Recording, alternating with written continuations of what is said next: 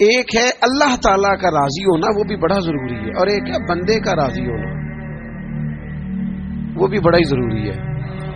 ہماری زندگی کو کھا گئی یہ چیز کہ میں غریب ہوں تو امیر کیوں نہیں ہوں، میں بیمار ہوں تو تندرست کیوں نہیں ہوں، میری شہرت کم ہے تو زیادہ کیوں نہیں ہے، اس کاش کو، کیوں کو۔ حضرت عبداللہ ابن مسعود رضی اللہ تعالیٰ عنہ فرمایا کرتے تھے، میری زبان پہ انگارہ آ جائے اور جل جائے، وہ اس سے بہتر ہے کہ میں یہ کہوں کہ یہ کام ایسے کیوں ہوا ہے یا ایسے کیوں نہیں ہوا۔ میرے رب نے جو کیا ہے، جس وقت کیا ہے، جس کرم سے کیا ہے، اس نے بہتر ہی کیا ہے۔ اللہ تعالیٰ کی رضا پہ راضی رہنا، اس کے فیصلوں کو تسلیم کرنا، مقام تسلیم و رضا پہ رہنا۔ قرآن مجید میں نا اہل ایمان کی جو علامت بیان کی ہے، اور جگہ جگہ صحابہ کرام علیہم رضوان کے لیے جو لفظ آیا ہے وہ بڑا قابل غور ہے۔ وہ لفظ یہ ہے کہ رضی اللہ عنہم ورضوا عنہ، فرمایا وہ لوگ ہیں کہ اللہ ان سے راضی ہے اور وہ اللہ سے راضی ہے، وہ بھی اپنے رب سے بڑے راضی ہیں۔ مقام تسلیم و رضا ہے، رضی اللہ عنہم ورضوا عنہ، اللہ ان سے راضی ہے اور وہ۔ یہ سورۃ المائدہ ہے تو رب کیا فرماتا ہے؟ ذالک الفوز العظیم، یہ بہت بڑی کامیابی ہے کہ بندہ اللہ سے راضی ہو اور اللہ اپنے بندے سے راضی ہو، تو ذالک الفوز العظیم، یہ بڑی کامیابی۔ یہ دیکھیے یہ آیہ کریمہ ہے قرآن مجید کی، سورہ بقرہ کی آیت نمبر 216 ہے۔ یہ نا بہت بڑا فلسفہ ہے رب کی رضا پہ راضی رہنے کا۔ یہ آیہ کریمہ میں سمجھتا ہوں اگر کسی بندے کو پوری طرح یہ سمجھ آ جائے نا تو پھر عقیدہ توحید بھی پکا ہو جائے گا، اس کا نظریہ اپنے رب کی رضا پہ مستحکم ہو جائے گا۔ اللہ تعالیٰ نے کیا ارشاد فرمایا، ذرا انداز دیکھیے رب کریم کا اپنے بندوں پر کرم کرنے کا اور سمجھانے کا۔ فرمایا کتبہ علیکم القتال وہو کرہ لکم، تم پر نہ جہاد فرض کیا گیا اگرچہ وہ تمہیں ناگوار ہی ہو، چاہے تمہیں اچھا نہ لگے۔ کتبہ علیکم القتال وہو کرہ لکم، فرمایا تم پر جہاد ضروری قرار دیا گیا ہے، لڑنا اللہ کی راہ میں تم پر ضروری ہے، فرض ہے، اگرچہ وہ تمہیں ناگوار ہو۔ اور پھر آگے پتہ کیا فرمایا؟ حد کر دی۔ بڑی بڑی دنیا میں لوگ معرفت ڈھونڈ کے لائیں گے پر دم توڑ جائے گی۔ کیا سمجھایا ہے اور کیا معرفت دی ہے اپنے بندے کو۔ اللہ کریم نے ارشاد فرمایا وَعَسَىٰ أَن تَكْرَهُوا شَيْئًا، فرمایا قریب ہے کہ کوئی بات تمہیں بری لگے، وَهُوَ خَيْرٌ لَكُمْ، اور وہی تمہارے لیے بہتر ہو۔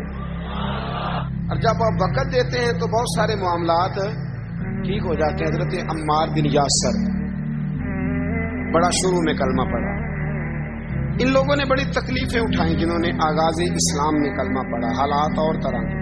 حضرت عمار بن یاسر رضی اللہ تعالیٰ عنہ فرماتے ہیں کہ بڑی تکلیف دیتے۔ حضرت عمار بن یاسر رضی اللہ تعالیٰ عنہ کی جو والدہ ہیں وہ اسلام کی پہلی شہیدہ ہے، حضرت سمیہ ان کا نام تھا، اسلام کی پہلی شہیدہ۔ ان کے زیر ناف ابو جہل نے نیزہ مار کے انہیں شہید کر دیا۔ حضرت عمار بن یاسر رضی اللہ تعالیٰ عنہ فرماتے ہیں کہ میرے والد کو اتنی تکلیفیں دی گئیں کہ وہ ان اذیتوں کی وجہ سے دنیا سے پردہ کرے۔ حضرت عمار بن یاسر کو خود کافر اتنا مارتے تھے کہ وہ اپنے حواس کھو بیٹھتے تھے اور ایسی باتیں کرتے تھے کہ سمجھ نہیں آتی تھی کہ یہ عمار بن یاسر بول رہے ہیں۔ اتنی سخت اذیت دیتے، اتنی سخت۔ دکھ قبول محمد بخشا، راضی رہن پیارے، دکھ قبول محمد بخشا، بس راضی رہن۔ اتنی تکلیف دیتے کہ حضرت عمار بن یاسر حواس کھو بیٹھتے، تکلیف میں آتے، بڑا سہا، بڑا برداشت کیا۔ ایک دن میرے رسول پاک تشریف لائے اور حضور نے کہا او آل یاسر میں تمہیں مبارک دینے آیا ہوں، رب کریم نے تمہارے لیے جنت میں مکان بنا دیے۔ حضور نے تمہارے لیے، اللہ نے تمہارے لیے جنت میں مکانات، تمہیں مبارک، تمہاری اذیتیں، تمہاری تکلیفیں، تمہارے درد، تمہاری راتیں کام آ گئیں، مالک نے تمہارے لیے مکانات بنا دیے ہیں، حالات ٹھیک کر دیے ہیں، طبیعتوں میں بہتری آ گئی ہے۔ میرے محبوب کریم رؤوف الرحیم سید عالم نور مجسم شفیع معظم آقا دو عالم صلی اللہ تعالی علیہ وسلم نے انہیں خوشخبری سنا دی. حضرت عمار کہتے ہیں پھر حالات بدلے. پھر میں نے جو مجھے اذیتیں دینے والے تھے میں نے انہیں گڑھوں میں گرتے دیکھا. آپ فرماتے ہیں ابو جہل کی لاش اٹھانے والا بھی بدر میں کوئی موجود نہ تھا، اور ابو لہب جو مجھے تکلیفیں دیتا تھا وہ مکے کے چوک میں مرا ہوا پڑا تھا، پر کوئی اس کے قریب جانے والا بھی موجود نہ تھا، کوئی نہیں تھا. آپ فرماتے ہیں وہ حالات. حضرت عمار کا اپنا کیا حال ہوا؟ حضرت خالد بن ولید رضی اللہ تعالیٰ عنہ بڑے بہادر ہیں. حضور نے فرمایا یہ اللہ کی تلوار ہے، یہ اللہ کی. بڑے بہادر تھے، بڑے شیر دل تھے. فرماتے ہیں کبھی معذرت نہیں کرنی پڑی، کبھی جھکنا نہیں پڑا، کبھی کسی کی منت نہیں کی. اللہ نے طاقت اتنی عطا فرمائی تھی، ہمت، حوصلہ، صبر، استقامت اتنا دیا، کبھی کسی جگہ پشت نہیں لگی. لیکن فرماتے ہیں کسی وجہ سے نا ایک دن میرا عمار بن یاسر کے ساتھ کسی بات پہ اختلاف رائے ہو گیا. جناب عمار بن یاسر رضی اللہ تعالی عنہ، حضرت عمار بن یاسر کہتے ہیں حضرت خالد بن ولید کے ساتھ، جناب خالد بن ولید کہتے ہیں میری ان کے ساتھ نا کسی بات میں اختلاف رائے ہو گیا. تو میں اب دلیر آدمی تھا، شیر آدمی تھا، کبھی جھکا نہیں تھا، کبھی کوئی معاملہ نہیں ہوا تھا، کبھی کوئی ایسی بات نہیں ہوئی. آپ فرماتے ہیں جب رائے کا اختلاف ہو گیا نا، بات ذرا آگے بڑھ گئی تو نبی کریم صلی اللہ علیہ وسلم تک بات پہنچی. تو میرا یہ خیال تھا کہ حضور میری بھی سنیں گے، عمار بن یاسر کی بھی سنیں گے، پھر حضور کوئی فیصلہ کریں گے. پر قربان جاؤں وقت بدل گیا ہے نا. اب بہت بڑے چودھری ہیں، بڑے سردار ہیں، بڑے سپہ سالار ہیں حضرت خالد بن ولید، پر وقت بدل گیا. تو حضرت خالد بن ولید کہتے ہیں جب میں نے نبی کریم کی بارگاہ میں بات عرض کی، حضور تک بات پہنچی تو میرے مصطفیٰ نے موٹی سی بات ارشاد فرمائی.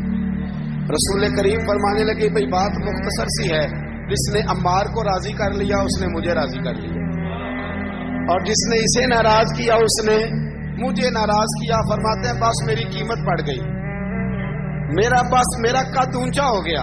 حضرت خالد بن ولید کہتے ہیں میں نے بھی کہا اب بات کیا کرنی ہے، اب تو گزارش ہی کرنی ہے، اب مدعا کیا سنانا ہے، اب تو بات کرنی ہے.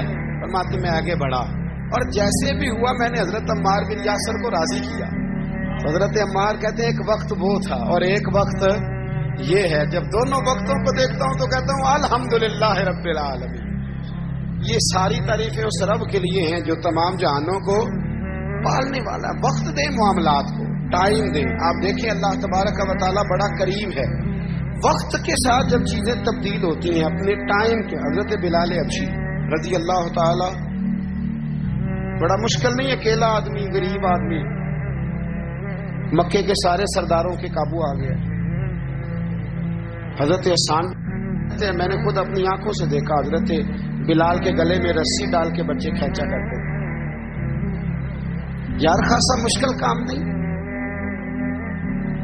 امیہ بن خلف ڈنڈوں سے مارتا ہے، آپ کے ہاتھ اور پیر چارپائی کے نیچے رکھ کے تو اوپر بیٹھے رہتے بڑی بڑی دیر. بڑی تکلیف نہیں، بڑی اذیت نہیں.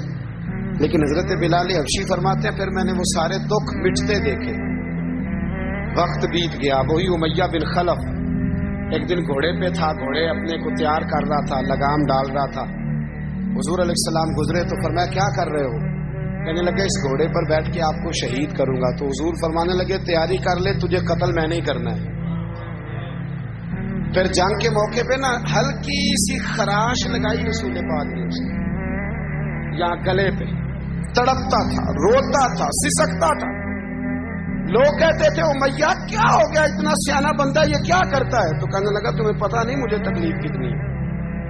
ضرب تو چھوٹی ہے پر تمہیں پتا نہیں لگائی کس نے ہے تو چھوٹی پر تمہیں خبر نہیں کہ لگائی کس نے ہے، کس نے یہ ضرب لگا دی ہے. پھر تڑپ کر سسک کر مرا. حالات بدل جاتے ہیں، حالات میں تبدیلیاں آ جاتی. ہم وقت نہیں دینا چاہتے. ہمارے اندر جو حوصلے کی کمزوری ہوتی ہے، ہمارے اندر جو وہ ایک بہت بڑا معاملہ ہوتا ہے کہ کسی بھی طریقے سے یہ معاملہ ختم ہو، کسی بھی طریقے سے شفا ہو، جلد از جلد ہم اس بات سے نکلیں، تو یہ بات ہماری درست نہیں ہے. ہمیں وقت دینا چاہیے. تو یاد رکھ میرے بھائی، جب آپ ثابت قدم، حضرت خباب رضی اللہ تعالی عنہ بخاری میں ذکر ہے، کتب احادیث میں، کتب سیرت میں ذکر ہے۔ حضرت خباب رضی اللہ تعالیٰ عنہ نے اس وقت کلمہ پڑھا جب ابھی 5 لوگ کلمہ پڑھتے تھے، کل بندے السابقون الاولون۔ آپ فرماتے ہیں جس عورت کا میں غلام تھا نا، ام انمار اس کا نام تھا، وہ مجھے بڑی سخت سزائیں دیتی تھی۔ آپ لوہار کا کام کرتے تھے، سلاخیں، آپ کو پتہ ہے لوہار سلاخ رکھتا ہے پہلے آگ میں بھٹی میں، پھر وہ جب پوری طرح تپتی ہے پھر کچھ بنتا ہے، لوہار کا کام کرتے تھے۔ آپ فرماتے ام انمار میرے ساتھ یہ کرتی کہ مجھے سخت اذیت دیتی، کلمہ چھوڑنے پر مجبور کرتی۔ ایک دفعہ تو ایسے ہوا کہ اس نے کافروں کی ڈیوٹی لگائی، میں گلی سے گزر رہا تھا، مجھے نہیں پتا تھا ان کی پہلے سے تیاری ہے، انہوں نے کوئلے جلا کے رکھے ہوئے، مجھے پکڑا، میرا کرتا زبردستی اتارا، کوئلوں پہ لٹا دیا اور میرے وجود پر وزنی پتھر رکھ دیے۔ فرماتے ہیں میری چربی پگھلی تو کوئلے بجھے۔ یہ شہادت گاہ الفت میں قدم رکھنا۔ لوگ آسان سمجھتے ہیں مسلمان ہونا، زخم پہ زخم کھا کے جی، خون جگر کے گھونٹ پی، آہ نہ کر لبوں کو سی، یہ عشق ہے کوئی دل لگی نہیں، اس میں بڑی برداشت کرنی پڑتی ہے۔ آپ فرماتے ہیں کہ حضور علیہ السلام نہ خانہ کعبہ کی دیوار کے ساتھ ایک لگائے بیٹھے تھے، میں ایک دن حاضر، مجھے بڑی تکلیف دیتے تھے، کہتے ہیں جب میں کام کر رہا ہوتا تھا تو میری مالکن آتی تو وہ نکال کے نا سلاخ تو میرے سر پہ رکھ دیتی، میرا سارا وجود زخمی تھا۔ حضور خانہ کعبہ کی دیوار سے ٹیک لگائے بیٹھے تھے، میں حاضر ہوا تو محبوب کریم بھی اٹھے، تو حضور علیہ السلام سے میں نے عرض کی حضور دیکھیں مجھے کتنی تکلیف دی جاتی، تو ابھی فرمانے لگے بس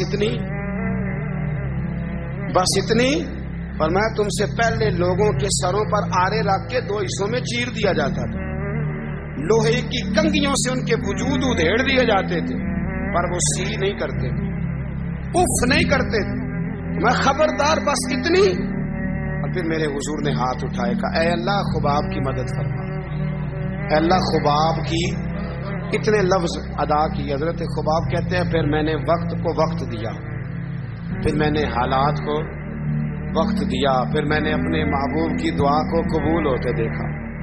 فرماتے ہیں وہ میری مالکن یہ مجھے تکلیف دیتی تھی، اذیت دیتی تھی، پھر اس کا حال یہ تھا کہ اس کے سر میں درد اٹھا، اور جس طرح کتا چیختا ہے جب اسے مارا جاتا ہے تو وہ چلاتا ہے، اس طرح وہ آوازیں نکالتی۔ پھر وہ بہت بڑے طبیب کے پاس گئی تو اسے کسی نے کہا کہ لوہے کی سلاخوں سے اپنے سر کو دگوایا کر، داغ دیا کر، اسے جلایا کر جگہ جگہ سے، تاکہ تیرے اندر کا درد ختم ہو۔ تو آپ فرماتے ہیں پھر لوگوں میں نے صبر اور استقامت کا رزلٹ دیکھا کہ وہ جو مجھے بطور سزا میرے سر پہ سلاخیں رکھتی تھی، پھر وہ بطور دوائی منگانے لگی، میں سلاخ گرم کر کے لاتا اس کے سر پہ رکھتا، فرماتے ہیں پھر اسے سکون ہوتا، پھر وہ تڑپتی، اور چونکہ مجھے تو وقت یاد تھا نا، کہتے ہیں لیکن میں مصطفیٰ کریم کا کلمہ پڑھتا تھا، میں نے کبھی دوبارہ پلٹ کر اسے یہ بات یاد نہ کریں۔ آپ وقت دیں، ماحول کو ٹائم دیں، آپ دیکھیں، ہاں یہ ضرور دیکھیں کہ آپ کی ضمیر کے اندر کوئی ایسی بات تو نہیں، کوئی ایسا معاملہ تو نہیں کہ جہاں آپ غلط ہیں، اور اگر ایسا نہیں پھر آپ وقت دیں آنے والے اسباب کو۔ ہم نہ بڑی جلدی ہے، ہمیں دعا کرائی ہے تو آج شام تک مسئلہ ٹھیک ہونا چاہیے، دعائی کھائی ہے تو تب یہ شام تک ٹھیک ہونی چاہیے۔ اگر ہم راہ حق کے مسافر ہیں تو شام کو ہمیں قرب الہی مل چکا ہو، حضور کی بارگاہ کے ہم حضوری ہو چکے ہیں، ایسا نہیں ہے۔ آپ وقت دیں، سفر کو جاری رکھیں، تسلسل کے ساتھ سفر کریں، سفر کے لیے جتنے اسباب کی ضرورت ہے وہ سارے اکٹھے کریں، محنت پوری کریں، جدوجہد پوری کریں، ہمت پوری کریں، لیکن پھر نتیجہ اپنے رب کریم پہ چھوڑ دیں، پھر رزلٹ اپنے اللہ۔ کئی دفعہ ہماری چاہت اور ہوتی ہے، اللہ کی حکمت اور ہو، تو اللہ کی حکمتوں پر بہت ساری چیزوں کو چھوڑیں۔ دعا کرتا ہوں اللہ کے حضور اللہ ہمیں سمجھنے کی توفیق عطا فرمائے۔ آخر دعوانا الحمدللہ۔